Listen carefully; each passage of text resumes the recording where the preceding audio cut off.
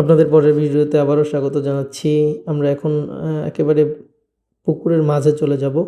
এখানে দেখেন পুকুরের মাঝে একটা চমৎকার চৌকির মতো করছে। ওর উপরে ছাদও দেওয়া আছে টিন দিয়ে। তো এটাতে চলেন যাই দেখি আর কি আছে এখানে। তবে একটা সুন্দর বাঁশ এবং কাঠ দিয়ে একটা সাঁকো বানাই দিছে, যেটাকে আমার বরিশালের ভাষায় বলে চার। তো ওইটাকে পাড়ায় যাইতে হবে, আর আপনারা অবশ্যই এটা পাড়ানোর সময় একটু সাবধানতা অবলম্বন করবেন।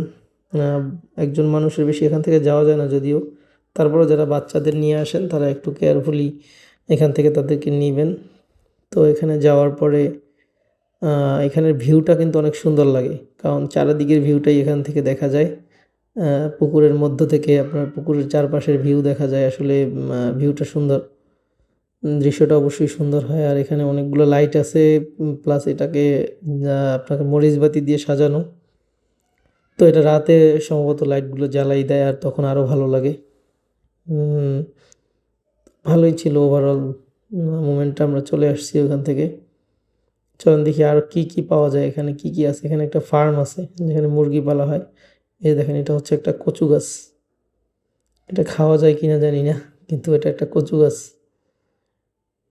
আসলে তেমন ঘোরার মতো কিছুই পেলাম না। পুরো ওভারঅল পুরো জায়গার দৃশ্যটা একই রকম। আর ওদিকে আমরা কিছু দোলনা দেখছি, বা আপনার এই বাচ্চাদের খেলার ওই ইয়েগুলো দেখছি। অত অ্যাভারেজ আর কি। দেখেন নতুন কিছু ফুল আসছে, এটা একেবারেই আনকমন ফুল, সব জায়গায় আপনারা পাবেন না। তবে এখানে আপনারা যদি আসেন এই ফুলগুলো দেখতে পারবেন। আর সামনে কিছু রক্তজবা ফুল আছে, আরও কিছু অন্যান্য প্রজাতির ফুল আছে যেগুলোর নাম আমরা জানি না। তো এখানে যদি এমনি আপনারা টাইম পাস করার জন্য আসেন সেটা পারবেন, আর যদি মনে